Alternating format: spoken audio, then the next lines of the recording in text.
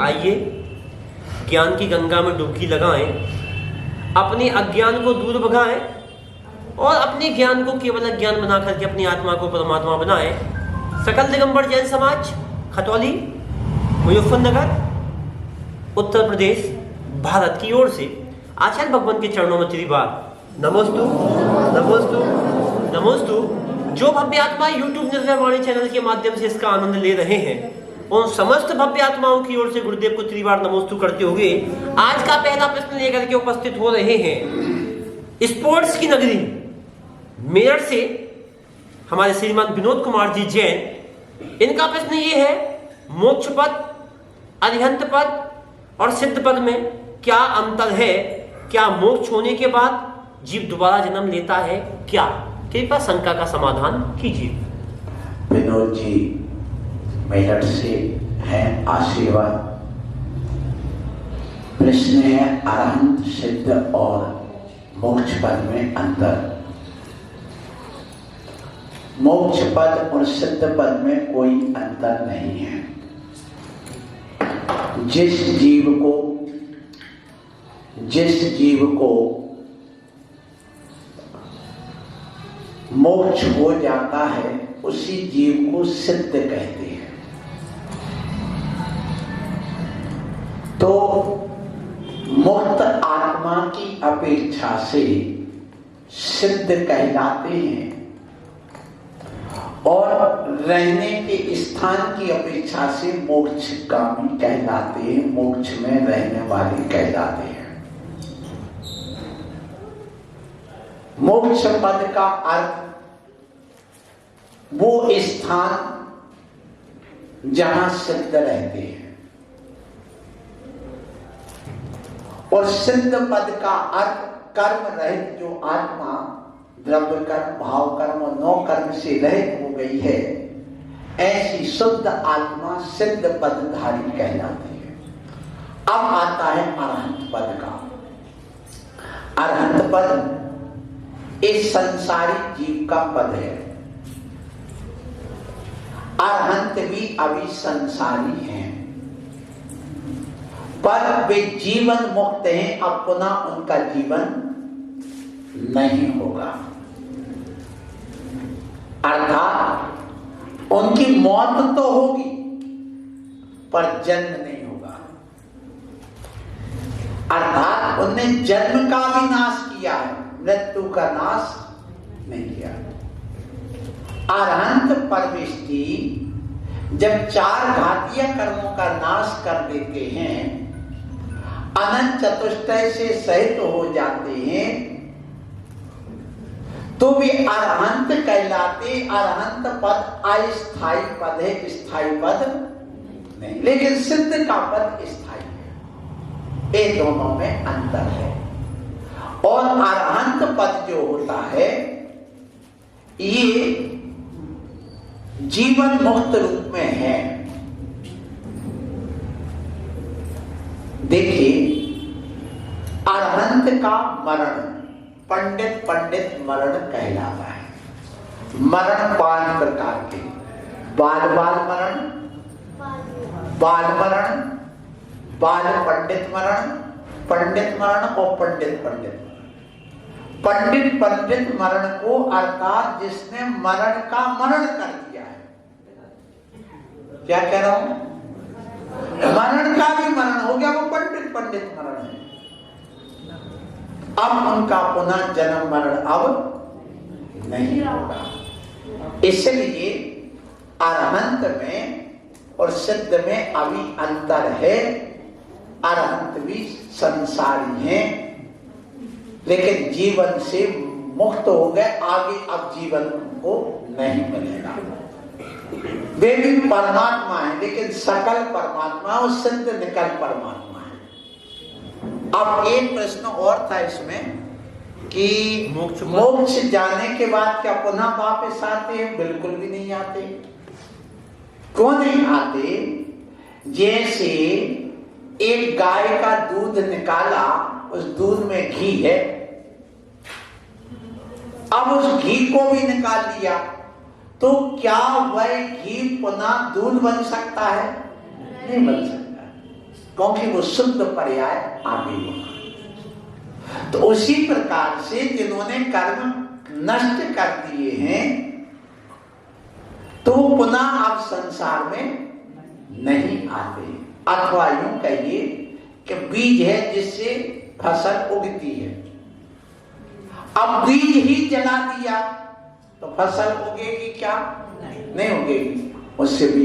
इसी प्रकार इस संसार का बीज था कर्म, और उस कर्म को पूरा जला दिया तो अब पुनः उसका जन्म नहीं होगा, वो संसारी अब नहीं बनेंगे। आशीर्वाद। अगला प्रश्न लेकर के हमारे बीच में सुरेश जैन बोहरा जी हैं, चेन्नई से है। उनका प्रश्न ही प्रारंभ हो रहा है, उसके बाद तैयार है श्रीमती छवि जैन। क्या एकल बिहारी मुनि अकेले आचार्य की आज्ञा से या स्व इच्छा से चतुर्मास कर सकते हैं? अगर एकल साधु चतुर्मास नहीं कर सकते हैं तो इस विषय पर श्रावक समाज को जिन धर्म की आज्ञा अनुसार क्या करना चाहिए? बहुत अच्छी बात। पहली बात तो ये है कि आचार्य अपने आचारत्व गुण से युक्त होगा तो वे कभी भी एक साधु को चतुर्मास की आज्ञा नहीं देंगे।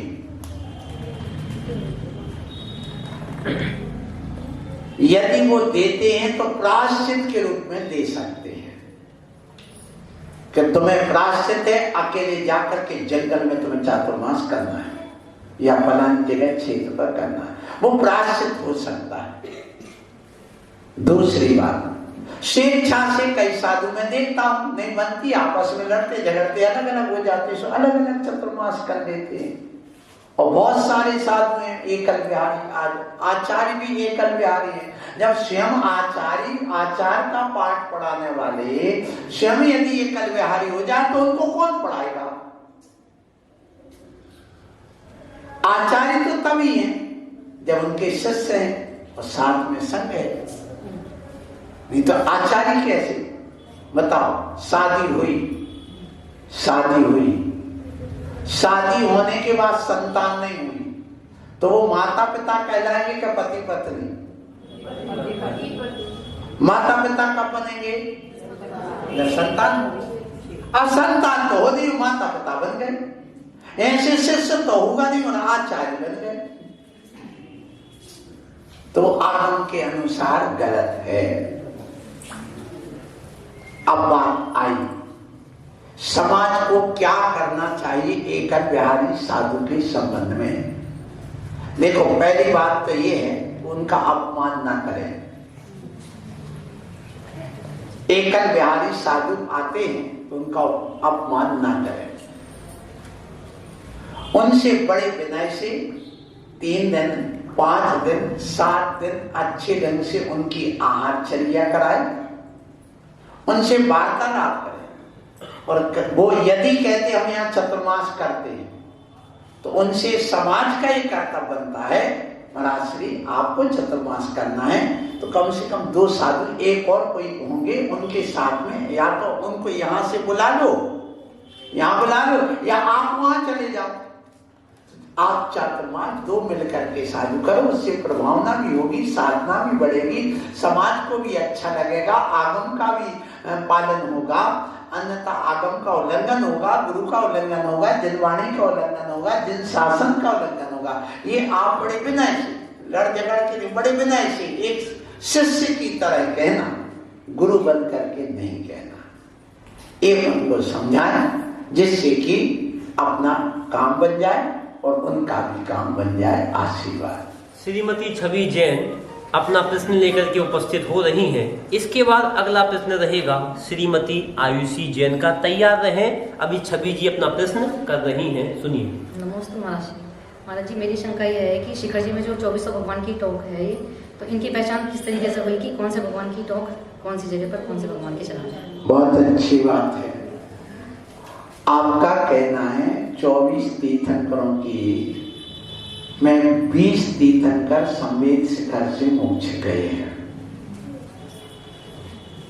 और वहां 24 तीर्थंकरों की ही टोंक बनी हुई है। ये जो टोंक बना दी गई है और जो चरण रखे हैं ये ज्यादा प्राचीन नहीं है, पहली बात तो ध्यान रखना। पर क्षेत्र अनादिकालीन है, प्राचीन है, इसमें कोई डाउट नहीं है। जहां से पार्श्वनाथ भगवान मोक्ष गए वो स्थान वही है, समझो। लेकिन संवेद शिखर इतना नहीं है जितने में अपन ने 9 किलोमीटर में वो स्थापना कर दी है। वो तो वंदना की सुविधा की दृष्टि से जहां तहां भगवान के चरण रख के कि भगवान की टोंक जी भगवान हमारे भाव लग जाए, हमारी श्रद्धा हो जाए, लेकिन संवेद शिखर वही है। और ये कहां तक है? ये जो कोलुआ पहाड़ है, कोलुआ पहाड़ कहां है? गया जी में आप गए हो, गया जी से सामने एक रास्ता गया है 12-13 किलोमीटर अंदर पहाड़ तक वो रास्ता जाता है। वहां भी अपना सिद्ध क्षेत्र है और शीतलनाथ भगवान का वहां जन्म माना जाता है। एमपी में भी माना जाता है, 2 जगह अलग अलग अपने अपने प्रमाण देते हैं।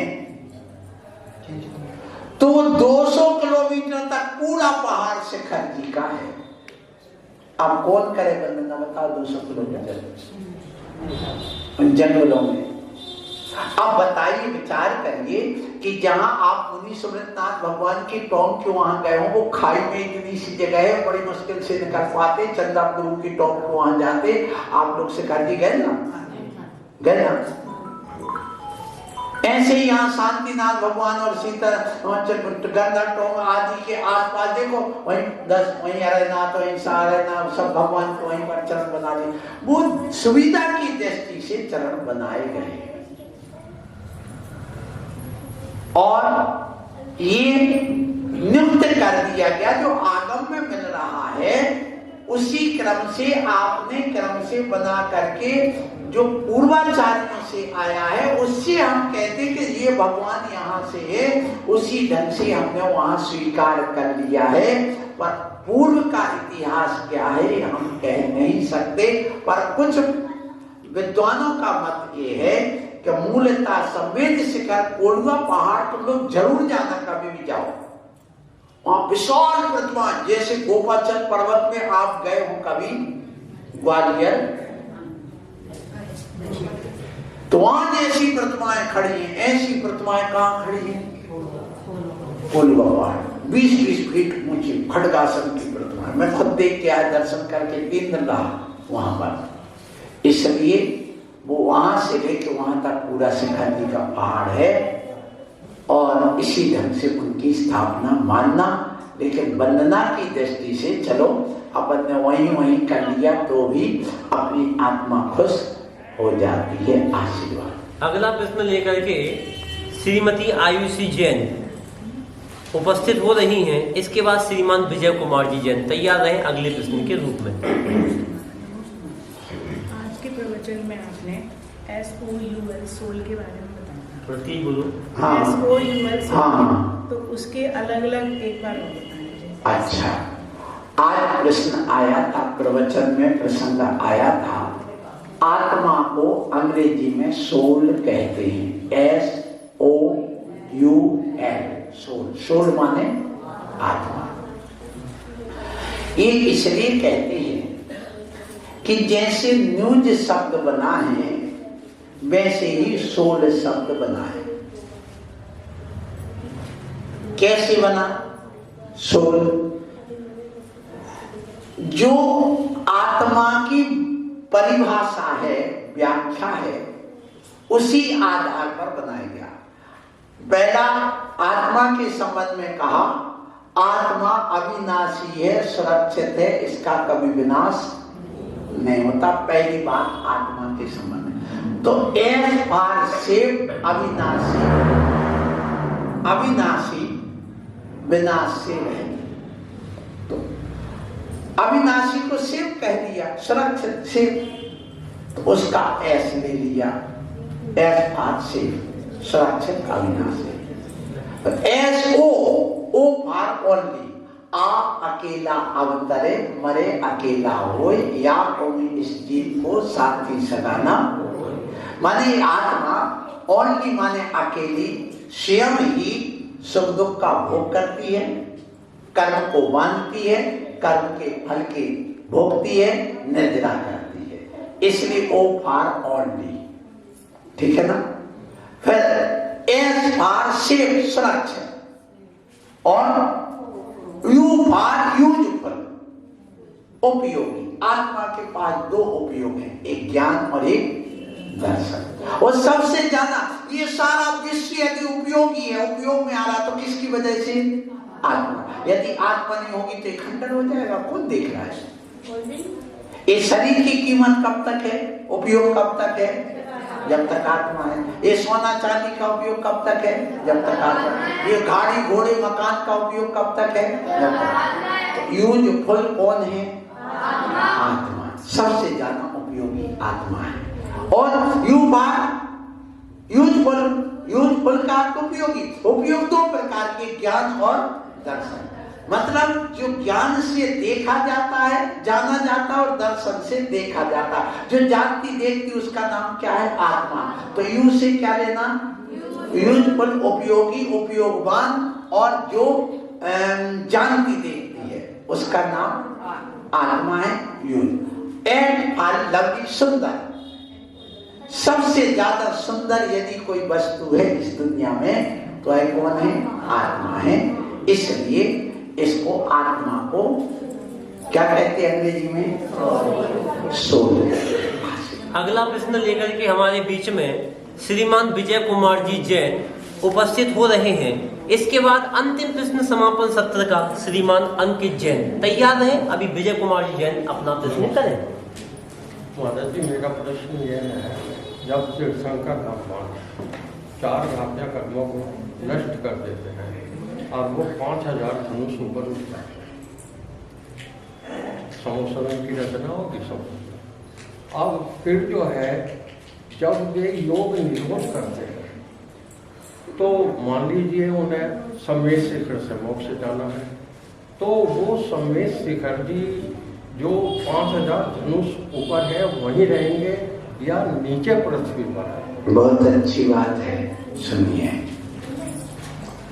ये ऊंचाई समुद्र तल से लेना चाहिए।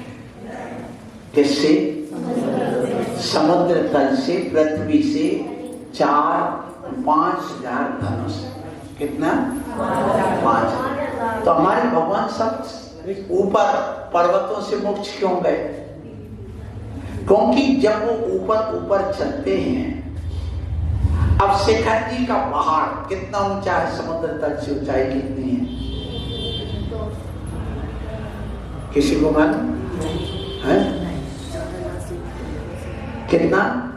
6000 से ऊपर, 6000 फीट से ऊपर है। अब बताइए, तो जब भगवान को योग निरोध को जाते हैं तो उनके लिए पहाड़ पर ज्यादा नीचे आने की जरूरत नहीं होती। और पहाड़ हमारे त्याग के प्रतीक होते हैं, और जैन धर्म त्याग का प्रतीक है। पहाड़ तप के प्रतीक होते हैं, हमारा धर्म तप का प्रतीक है। इसलिए सारे भगवान जितने भी गए, अधिकांश को कहां गए? पर्वत। चाहे गिरनार का पर्वत हो और चाहे शिखर जी का पर्वत हो, चाहे ये आदिनाथ का अष्टवक्र। हिंदुओं की हम पर्वतों पर मंदिर नहीं बनते, ये ध्यान रखो।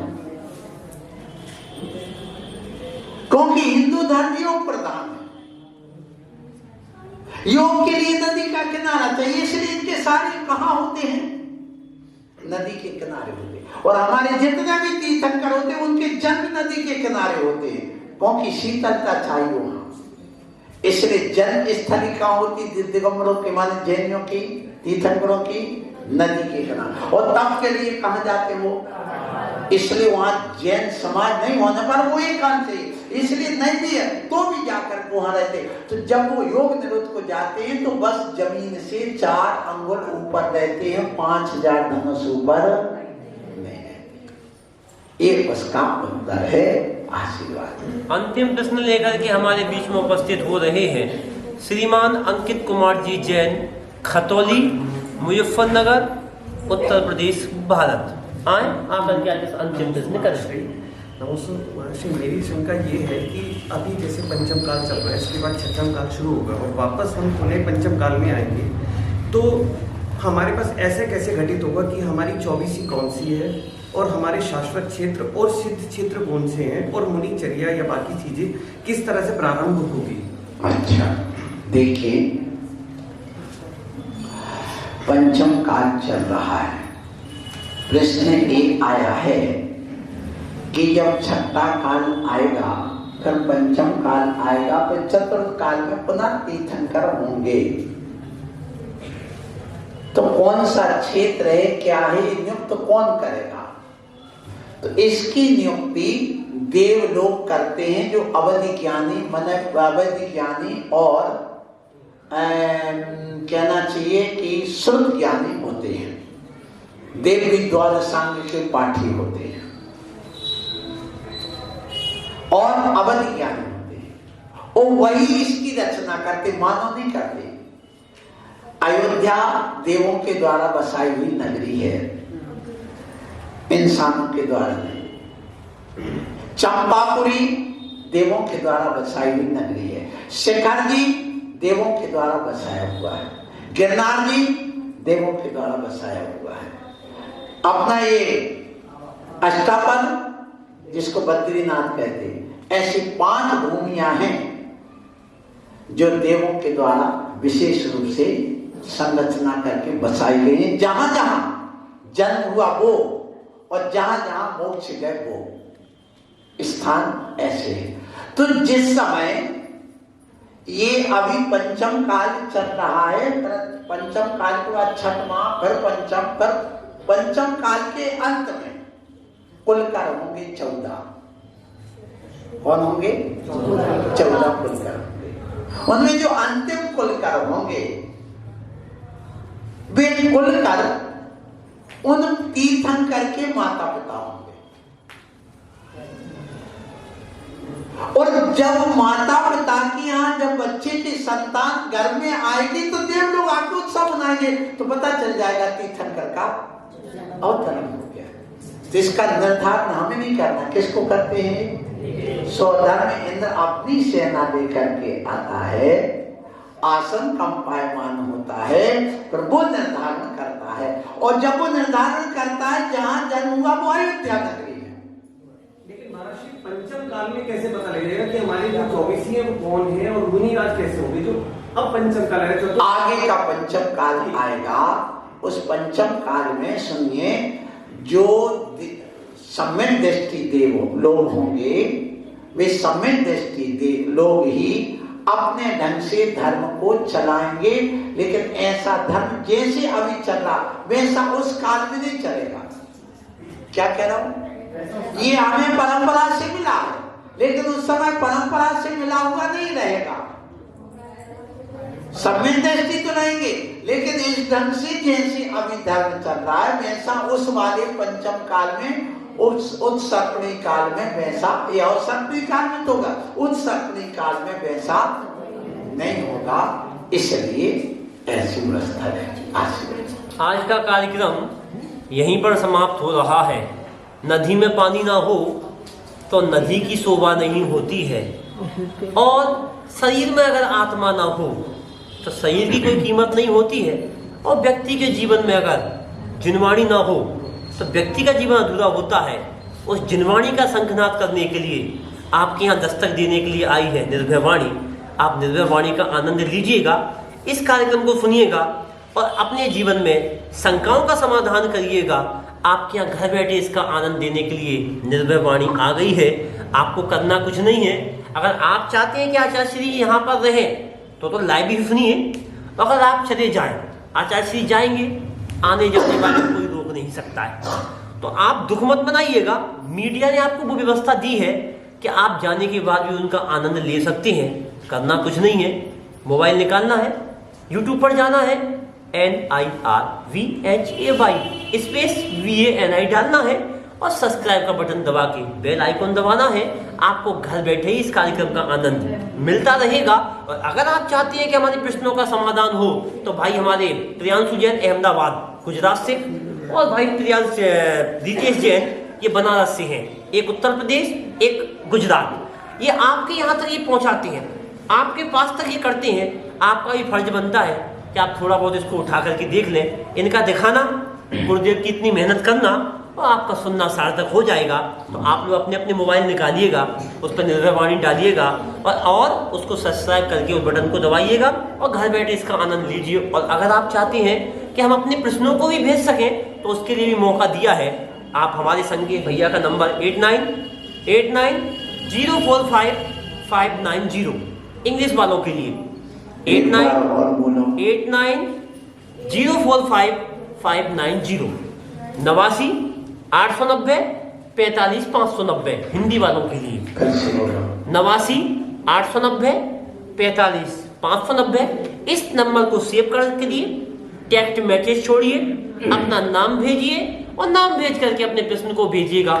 ऑनलाइन समाधान, ऑनलाइन प्रश्न, सब ऑनलाइन का जमाना है। पढ़ाई ऑनलाइन, खाना ऑनलाइन, पीना ऑनलाइन, गाड़ी ऑनलाइन, टिकट ऑनलाइन। तो अगर आप चाहते हैं तो आप इसका भी उपयोग करके ऑनलाइन प्रश्न भेज सकते हैं और अपनी शंकाओं का समाधान कर सकते हैं। कल फिर उपस्थित होंगे नए प्रश्नों के साथ, तीखे प्रश्नों के साथ। क्या रहेगा प्रश्न, इसके लिए 24 घंटे का इंतजार करना पड़ेगा।